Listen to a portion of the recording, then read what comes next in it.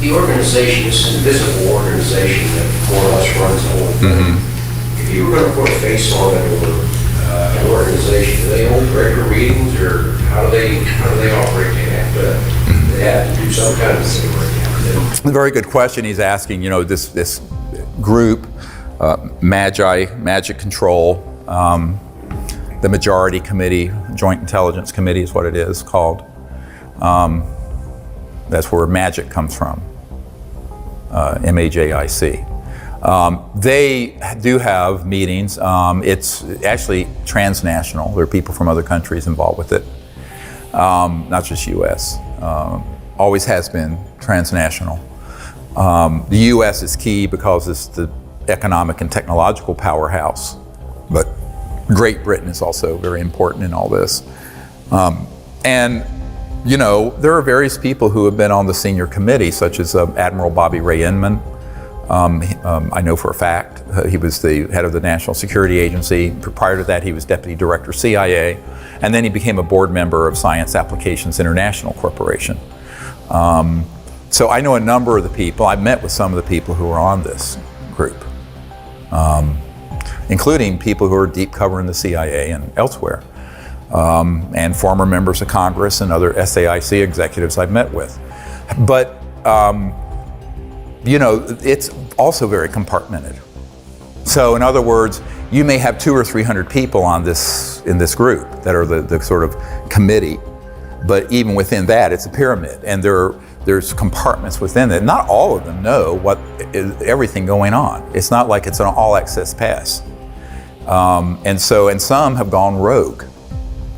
Splintered off and kind of gone rogue, even within the rogue. Rogues of the rogue, if you get my drift, which is why it's so dangerous. You know, I could draw a whole diagram of it, but you can kind of imagine some of the key people. You know, more recently, General Michael Hayden has been involved with that committee, who had been NSA head and CIA director. So some of these people are known in the public, most aren't. And what I would say is that a lot of the folks who are in the corporate contracting world, what's called WFO, work for others, contracting are key to this. I remember years ago, right before I was going to have the meeting with the Clinton CIA director, I was in Arizona at the Wrigley Mansion, the Wrigley chewing gum people, but it had been bought by Jordy Hormel of the Hormel Meat Company. And there was a man who was a member of this Magic, this MJ12, they used to call it, group. And he asked me to come to the mansion late at night, 10, 11 o'clock at night. I went there, and it was Jordy Hormel was nowhere around. They were just using the facility. And this was a high-tech digital guy, and who actually moves around in the UFO subculture. And we were at this table. It looked like a big conference table, and all these suits were there and people. And they were basically, you know, telling me that I was barking up the wrong tree, meeting with the CIA director. And this man pulled me aside and he said to me, the CIA director and president doesn't know about this, and they're not going to know anything about it. If you want to know about what's really going on, come talk to people like us. And it was a whole room full of folks like that. Spooky. And then it was interesting because, you know, a couple years before, the former head of Army Intelligence had offered me $2 billion if I would stop doing what I was doing, close my operation, and join his group. He had a $2 billion slush fund out of Eastern Europe. And I said, no, thank you. And that was when $1 billion was a lot of money. And when I refused, and he went to my wife, tried to convince my wife that I should do this. But this was 2 years later, and this guy said, you know what? And this is how they operate. We checked you out. You're a doctor, you have really good credit. Take out all the credit cards you want, and you can run all your operations, max them out each month, because my group we run the supercomputers that back up the global financial system, and we'll just zero them out every month. That's what he offered. We'll just zero all your credit cards out every month. I said, well, that's very nice of you, Jim, to offer that, but then you would own me, wouldn't you? Because you'd have a record. And I said, I'm afraid I can't. He says, no, we're just trying to help you out. You see how this works. That was in 1994, 93, and then 94. So that, I've, over the years had multiple of these sort of approaches, which is quite bizarre. And you couldn't make this stuff up. If you put it in a movie, people would think it was fictitious. But it is how they operate. So the corporate and contracting end is really a lot of where the action is with these large corporations and their compartmented groups. And then within certain agencies, there are select folks who are on this committee. So it's not all one thing, but they do have meetings and it's evolved over the years. My understanding, I was told this some years ago, that about 70% of that group favors what I'm proposing. But the other 30% who are the really violent ones are opposed. And they don't mind killing one of their own, like Bill Colby. Bill Colby was in this group. He defected, but he did it alone. And he was going to make a run at the crown jewel of what they were keeping secret, and that's the energy technologies. And that, as I mentioned, that week they found him floating down the Potomac River. So, and I think that was in 95 or 96, but I think this is why, I've had some very tragic things happen in my life, if you read between the lines, and that's why I decided I had to find other ways of doing this where we don't increase this body count. Yeah. Yes. Okay, first thing, sorry about my terrible accent. No, you're fine. Okay, so this is an important and personal question for you. How the ET choose you and how they decide you are the right person for make contact. And if that happened and they contact you after that, what to do? She's asking how the ETs choose, not me, but you, a person in general, to make contact. I think that there's a saying that's been, I think, inappropriately translated. Many are called, but few are chosen. I think it really is supposed to say, many are called, but few choose to answer the call. And so I think that there have been knocking on our front door and our back door and our side door for a very long time, these civilizations. What they're waiting for are people who will approach them without fear and prejudice, without violence, who understand a little bit of their reality, who will educate themselves a little bit about what it means to be interstellar. And to be interstellar means to be in an extraordinarily high state of consciousness personally, but also your technologies are interfacing with consciousness. And so that's why, if you approach it with an ethical and moral intent of a pure heart, peaceful purpose, no fear, no prejudice, but also have prepared yourself for, shall we say, the unusual, even strange or bizarre ways that they may interface with you, so you're not afraid when they do, then they will. But they expect a certain level of you being educated and prepared.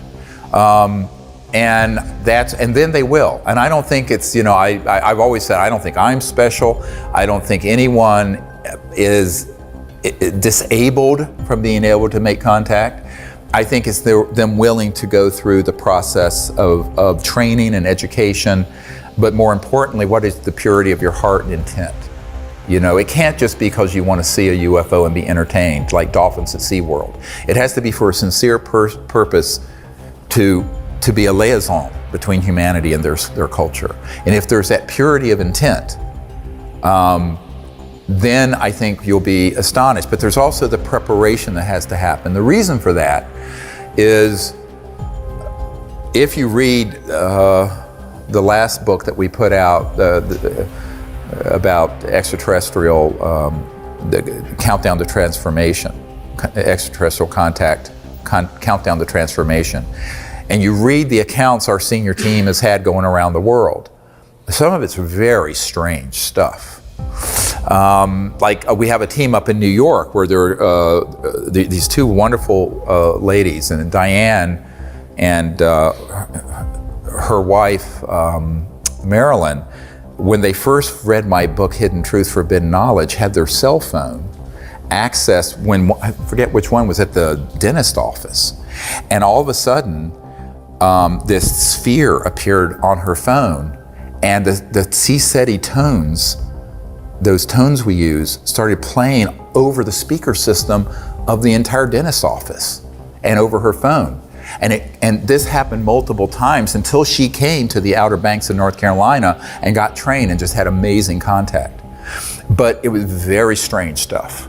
And in fact, the dentist came out and said, "What's that weird music?" And it sounds like something from outer space.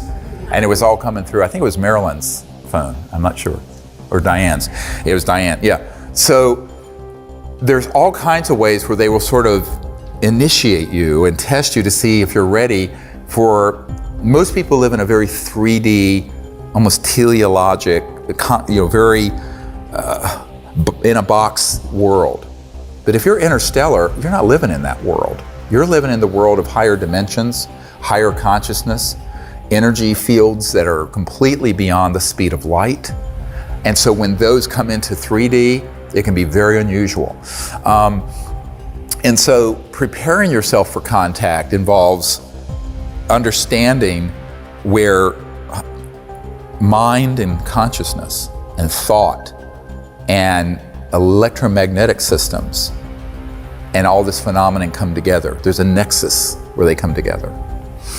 And that's why the development of higher states of consciousness in the meditative state is the foundation of the whole Close Encounters of the Fifth Kind initiative. It's very controversial amongst the nuts and bolts crowd in the UFO subculture. I said, yes, but you're not dealing with civilizations using a piece of junk like this. They're not communicating using the speed of light. Because if they're from the Andromeda Galaxy, which one of the ETs that came at Joshua Tree told us he was from the Andromeda Galaxy. And we have a photo of it. It's on our website. Go look at it. This is 2.5 million light years from Earth. At the speed of light, it would take 5 million years to get a signal from there to here and back. 5 million years. Homo sapiens haven't been on Earth for 5 million years. So now that means that they're using technologies that are transdimensional, going beyond the speed of light, and which also, it so happens, interface with thought forms, energy fields that are in the realm of the thought. What used to be relegated to the mystics, but now is something we have to accept as the real science of the future. And so this is where the science of consciousness and the science of transdimensional and interstellar technologies are going to have to come together, which is actually my first great love. This is actually what got me involved in all this, because before I was a medical doctor, I'd had a near-death experience, and I had this, even though I was raised an atheist, I had this experience of the unbounded being, and it was beautiful. It was a God consciousness experience, for lack of a better word. And I realized that the mind, the consciousness within every single person is infinite, and everything is folded within it. So I began to learn meditation and became a meditation teacher. I was a meditation teacher before I was an emergency doctor. And what I learned was that this became key, and that's why right after, 6 months after that near-death experience, I had this amazing contact experience that I recount in Hidden Truth, Forbidden Knowledge. But I think that it makes total sense, and it's the sort of thing nobody really wants to talk about in polite circles scientifically, because it sounds too weird. But if it's not a little weird, it's not extraterrestrial. It's probably something from Lockheed. And so educating yourself about the nature of where consciousness and thought and these technologies interface with their technologies. And in 1991, I wrote a paper that's in the first book I wrote, that's called the Comprehensive Assessment of the UFO ETI, Extraterrestrial Intelligence Subject. And in it, I talk about technology-assisted consciousness and consciousness-assisted technologies, where the mind interfaces with these both ways, where the mind can interface with technology, but also where technologies can augment and project thought and awareness more accurately. And that's what these civilizations had. I got a call from a senior aerospace engineer at McDonnell Douglas Aerospace that became part of Boeing Phantom Works. They had their own Phantom Works, became part of Boeing covert programs, but it was still McDonnell Douglas back then. And he said, "How do you know this? This is the most accurate assessment any of us have ever read." And it turns out he had been all kinds of committees, had known old man McDonald at McDonnell Douglas, and was on the Condon Committee to look into this at the University of Colorado in 1969. But he said that it's going to get you in a lot of trouble because it sounds a little far out there. Then he related me a story. He says, I was researching a case for McDonnell Douglas years ago, and it was in the Baja California in Mexico. And a craft had materialized, and this ET just appeared outside of it. And he had sort of a little black box, or rectangular box here at his solar plexus. And the person who had the encounter said that as clear as you would hear words in your ears, this being was communicating with his mind. And he was thinking back, and he knows that this device was receiving it and augmenting it and facilitating it. And it was going back and forth, all through thought. And he said that was a very, very solid case. He interviewed the people directly. And I said, well, that doesn't surprise me. I said, how else are you going to communicate interstellar? You have to go at the speed of thought, not the speed of electromagnetic signals. Now, this, of course, opens you up into the ridicule of the tinfoil hat crowd. But there is a serious science. And by the way, it is why the people at the science director at the CIA and other places know that we're onto the real thing. I had an NSA guy come up to me and said, they're very mad at you because you figured out the Rosetta Stone of contact. And it involves consciousness and thought, transdimensional physics. But it is also the thing that gets you in the most trouble the most quickly in the conventional world. Mainly because the conventional world has been miseducated about science, technology, consciousness, religion, thought, everything. I mean, it's almost like everything you know is wrong. But or partially wrong. But that's where you get the preparation, is really in developing your state of consciousness and having this intent. And then you just go out there and put yourself at service. And if you say, I'll be at service to doing this, almost anything is possible. If you enjoyed this video, make sure to check out the next one right here on the Best of Dr. Stephen Greer.